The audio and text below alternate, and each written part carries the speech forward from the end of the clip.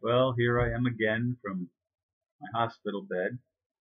I was hoping to have a little bit more definitive news, and I kept waiting and waiting and waiting. They were supposed to get back to me later in the day, and that never did happen, even though I placed phone calls before the end of the shift, and nobody brought me up to date on the possibility that they might be doing the surgery uh, possibly even Thursday instead of waiting till next week.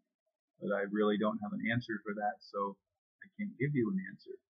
It's been a strange day, though. I did get a good night's sleep last night. I don't know if I think I reported that in the previous video, but I'm honestly not sure. And I hope to get a good night's sleep again tonight. But they have this thing of sticking to stupid schedules that interrupt sleep, and I think it's the most stupid thing that they could possibly come up with, because sleep to me is extremely important when you're trying to recover and get well. It's much more important than them keeping some schedule that they have to do something every 6 hours or whatever. And they did waive a little bit of that. They waived a lot of it last night. I was able to sleep actually pretty well. Uh, but I want to continue that pattern of getting enough sleep. I don't want to go back into the pattern of barely being able to sleep. I've ordered a sleeping pill again for the second night in a row. It worked last night, and I'm trusting that it'll work again tonight. But they've already told me they need to wake me up between 1 and 2 o'clock to run another test, because they changed the setting uh, on my blood thinner, and they have to run and check and see what the result is on the actual blood. So who knows how tonight's going to go. I argue with them, but it doesn't do much good. When they really, well, it does, they have a little bit of give to the whole thing. So that's a good thing. I'm appreciative of that.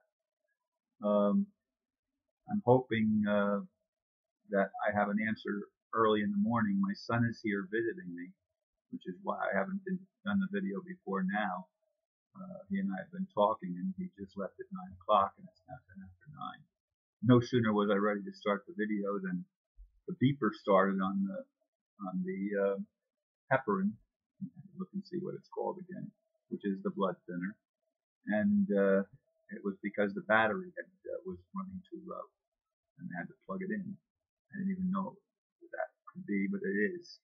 Anyway, I will bring you another update tomorrow, and hopefully earlier in the day, when I have a more definitive answer as to when they're going to possibly do the surgery.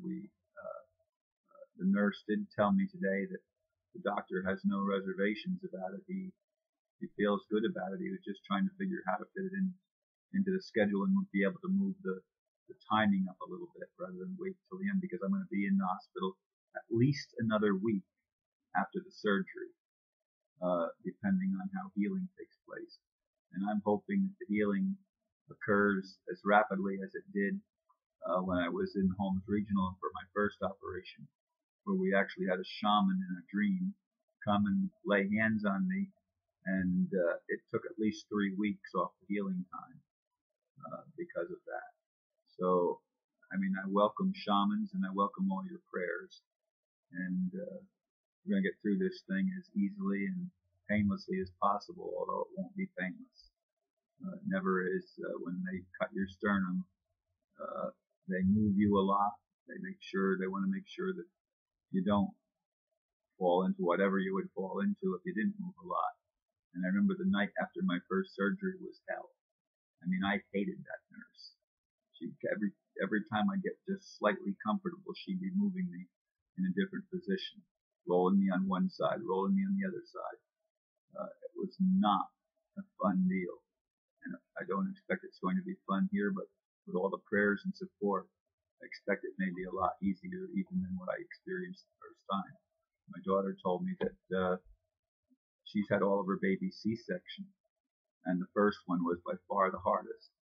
The next two were much easier on her, either because she knew what to expect, or she had acclimated to the situation better. So in any case, I thank you all for listening and for being with me in prayer. And I will keep you posted.